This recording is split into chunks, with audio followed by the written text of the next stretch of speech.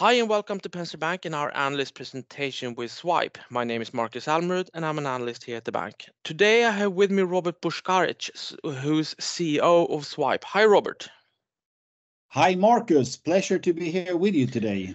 Yeah, thank you for coming and talking to us. You released Q1 numbers or operational update yesterday, and That's correct. puts and takes maybe. If we start with the market, you say in the report that the market adoption of biometric payment cards have been slower than expected. Tell us a little bit more, and if you can say anything about the reasons behind.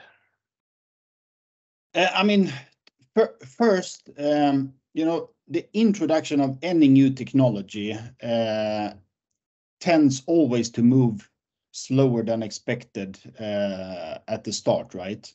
So there is no kind of difference between introducing this or any other technology, and you can take like contactless cards when they were introduced and how fast that market uptake went.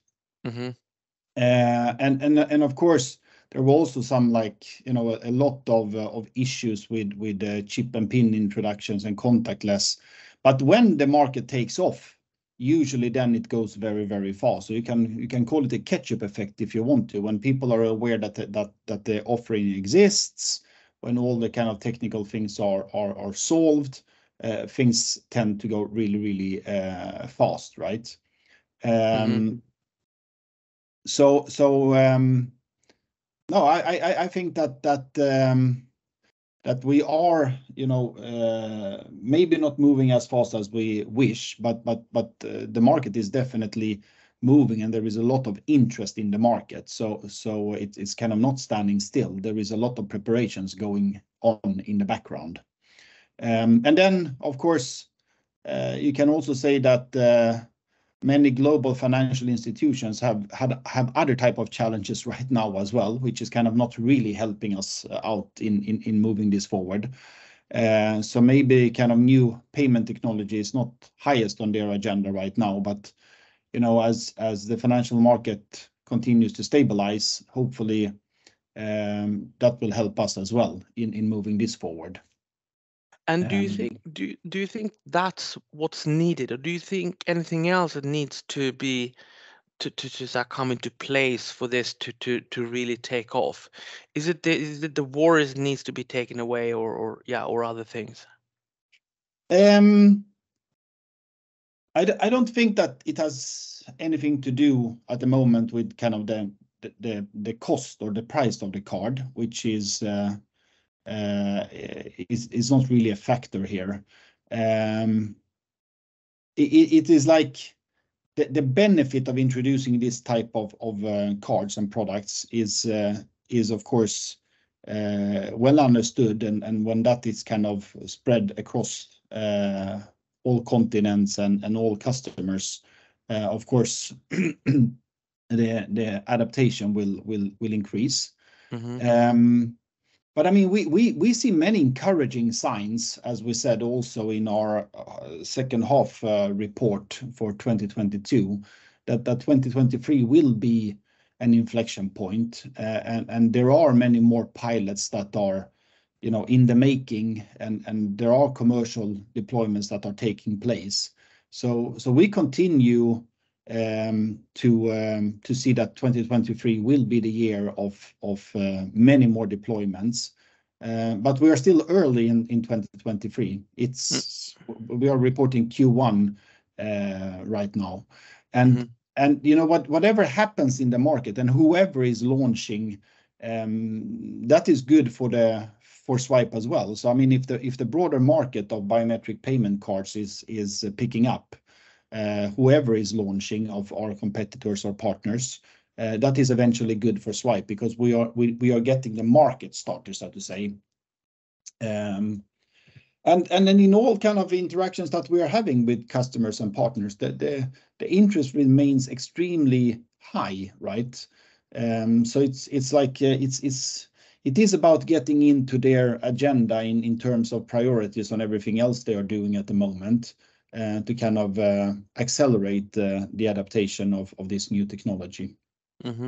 Because if we stick to that topic a little bit and just elaborate, because on the one hand, you say it's I mean, it's slower to take off than you would have expected and hoped for, but at the same time, the confidence remains. Absolutely. So one thing Absolutely. here, so what can you just talk a little bit about the factors which make you have that confidence? Is it, I guess, including some of the ones you spoke about, but what is the main reasons behind that confidence? I think that, I mean, there is a, if you put it this way, I think that the ones that will lead this race is the neobanks, the fintechs, right? Because they need to differentiate themselves, and we also see trends that, I mean, not a competing product, but another product which is not kind of a plain card, but metal cards, which are increasing in volumes quite dramatically around the world, and the ones that are kind of pushing metal cards around in the world, and I would say primarily in Europe and North America, is the fintechs, the neobanks that are challenging the traditional banks. And in many means, I mean, the only physical contact that the fintech has with its customers is the card. So they try to differentiate themselves in any possible way to kind of stick out with this kind of physical contact with the end user, their customers. And of course, apart from, you know, having cool cards and metal cards and whatever type of colors you have and materials, of course, introducing an advanced technology like fingerprint authentication in order to make the payment work is, of course, also a differentiator. So we need a number of challengers in the kind of in the general market of issuers to take this step in order to make the market kickstart. And we see that there is a very good interest among the fintechs and neobanks when it comes to this type of products. So that's why we are confident that this market will pick up, and that 2023 will be the year of inflection when all this starts. So there is a lot of activities in the market that you can't see in our report or in our numbers, but it's definitely happening in the background. That's why we continue saying and stating what we're stating. And if we dig a little bit into that as well, and we talk about regions, is this across different regions, or is it mainly we've seen emerging markets being very early adopters on this? Is it that mainly the case, or is it all over the place? I would say that we have, for biometric cards, we have a very good interest in Europe, Middle East, and Asia Pacific. Less so in North America at the time being. But all markets are interested. The question is how fast the take-up, the adoption of this new technology will go.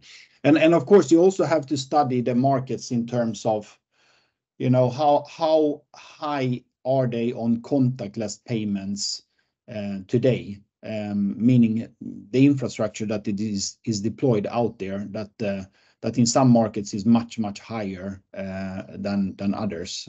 So then you can kind of also estimate that is where the kind of first deployments will happen more broadly. Okay. But we have interest across the geographies, definitely. And also, I mean, you can see by the announcements that we have made that the new SCMs that we have signed up and Perso bureaus, they are predominantly in APAC and Middle East. Yeah, hence my question. Yeah, no, but great interest in the Asia Pacific and Middle East, and they really want to get this started. Okay. Okay. And if we change tack a little bit, so pay is moving slower than hoped, but still the outlook is still there. But access seems to be taking off, and you're carrying out a project in Richmond Airport, for instance. So tell us a little bit more about access and what's going on there. So in North America, we have our partner Civics, which is a major player when it comes to airport security. And with them, we are carrying out a proof of concept in Richmond International Airport. This proof of concept is then done in conjunction with what is called National Safe Skies Alliance, which is a non-profit organization that works with governments and airports in order to kind of increase safety in general terms around aviation and airports and whatever have you, right? And they have a lot of members, not to say kind of all the airports in North America. So of course, and they have selected to do the POC in Richmond. I mean, that's not our decision. So they have picked one airport, and maybe many people have not heard about Richmond Airport, but it's not JFK, but it's a large airport in US. There is more than 20,000 employees at this airport. So it's a good size airport if you compare to any kind of European airport. And the result of this proof of concept will then be part of a report that they will issue.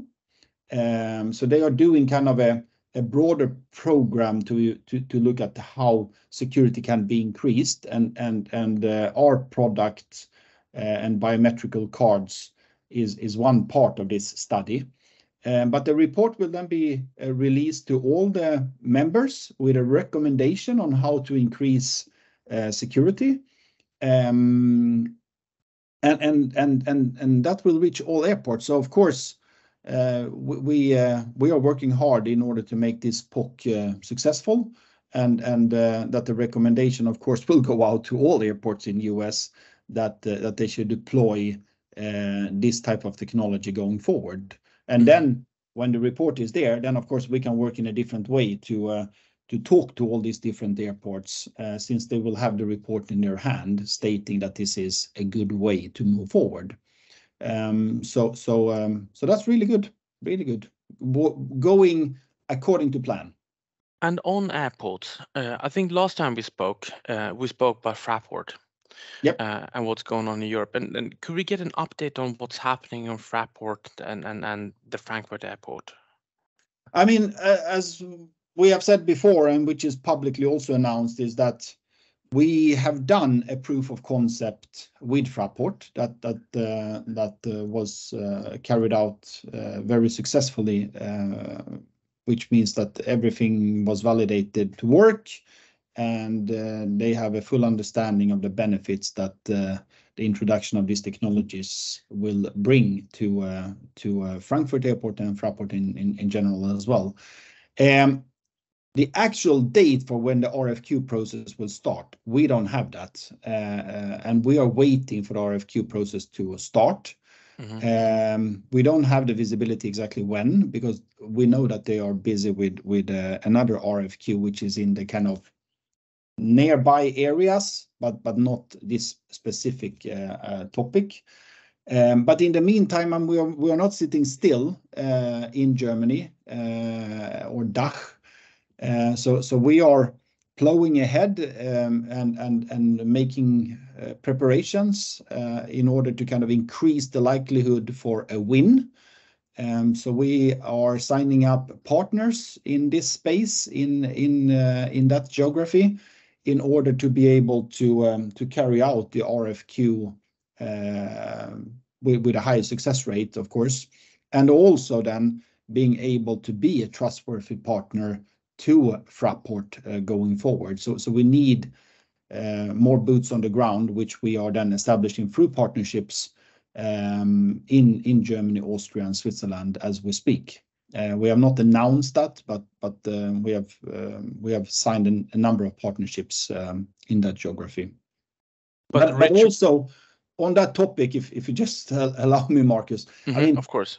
Going back then to US, as we also said in our report, I mean, we participated in a trade show, which was the biggest trade show in North America, biggest security trade show in North America, the ISC West, and huge interest in our solution and our product.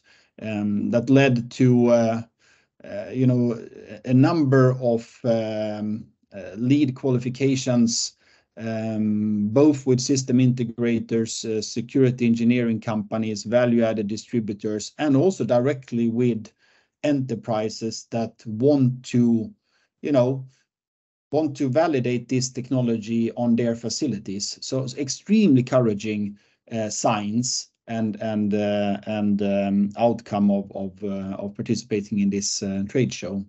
And by the way, it's a similar trade show ongoing in the UK right now for Europe. So of course we hope that will also be same type of progress as we had in US. And in total, I mean, we see that we will start more than 15 proof of concepts in the North America and actually the Nordics also, just in the coming months, with all the interest that we have gathered in talking to different partners and stakeholders. Mm-hmm. Well, sounds like access is really taking off. Yeah, definitely in terms of engagements, and I mean, you don't get rich on doing proof of concepts in the short term, but in the medium to long term, of course, we are building a revenue potential that will become more clear in the coming months and quarters. But definitely a substantial revenue potential and a huge interest in our product and offering. Mm-hmm. And finally, maybe you carried out a successful rights issue during the quarter. Remind us about the use of the proceeds. I mean, in a nutshell, the funds will be used mainly to execute on our go-to-market strategy, both for pay and access, right? So we need to scale the company to be able to reach further out in the market with more partners, more customers, more issuers, so that we can achieve more traction and revenue, of course. So that is the ultimate goal with the money that we have received. And we will spend then a smaller part of the money in order to kind of continue maturing the technology and to evolve with the kind of demands from either Visa, MasterCard, or technology partners on access, right? But the majority will definitely be on accelerating the go-to-market strategy, meaning then that, accelerating pilot projects, doing more pilots, more soft launches, more proof of concepts on both pay and access, and so that we can have a bigger pipeline on both businesses for achieving more revenue going forward. So that is what we will use the money for. Excellent. Well, with that, I think time's up. And well, thank you very much, Robert, for coming here to talk to us. Thank you very much, Markus. Always a pleasure. Thank you.